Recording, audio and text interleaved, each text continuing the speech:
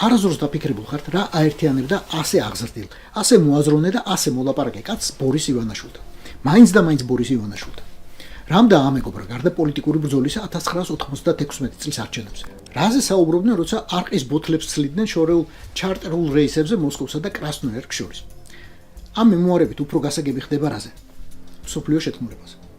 ოღონდ ახლა უკვე ისიც ვიცით, რომ მარტონი არ იყვნენ და ზუსტად იმავეს ფიქრობდა და ფიქრობს ხალხი იმდროინდელ კგბ-ში. დღეს კი ეს რუსეთის სახელმწიფო идеологиად ქცეულმა. Крушение Советского Союза было крупнейшей геополитической катастрофой века. აბა გაიხსენეთ, განა პუჩისტები რამე განსხვავებულს ამბობდნენ?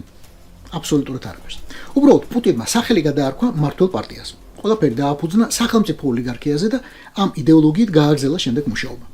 მე-20 საუკუნის უდიდესი ტრაგედიის გამოსასწორებლად ჯერ საქართველოს დაესხათავს, შემდეგ უკრაინას. ლებედი იქამდე საეჭვო ვითარებაში დაიღუპა, რაკი პოლიტიკაში უფრო და უფრო ზემოთ აწევის ოცნება ვერ დაივიწყა. ივანაშვილმა კი ამ თეორიებითა და შეთქმულების მუდმივი ძებნის მანიით აწლეულები გამოიარა, სანამ მას სახელი არ დაარქვა. ჯერ გლობალური ომის პარტია, შემდეგ კი Deep State. მოკლედ, მითხარ ვინაა შენი მეგობარი და გეტყვი რა დეგენერატობისაკ წამშენ. ახალი ნოვორიშების სიმბიოზი კომპარტიის, არმიისა და კგბ-ს ძველ ელიტებთან მხოლოდ პარანოიდული იდეების გაცვლით არ შეუმფარგულა. კავშირის ნგრევით დაიწყო ყოფილ იმპერიაში საერთო სახალხო საკუთრება წოდებული აბსოლუტურად წარმოუდგენელი მასშტაბის სიმდიდრის გადანაწილება. ექსპროპრიაცია, მითვისება და უბრალო წაგლეჯა. გაემარჯვა იმან, ვინც ასეთებში ყველაზე მოხერხებული აღმოჩნდა. წასაგლეჯი კი იცოცხლე ბევრი იყო, ძალიან ბევრი და მასშტაბებიც მათი, როგორც თავად გვარწმუნებენ, დიდი იყო. მასშტაბები ჩემი დიდი იყო.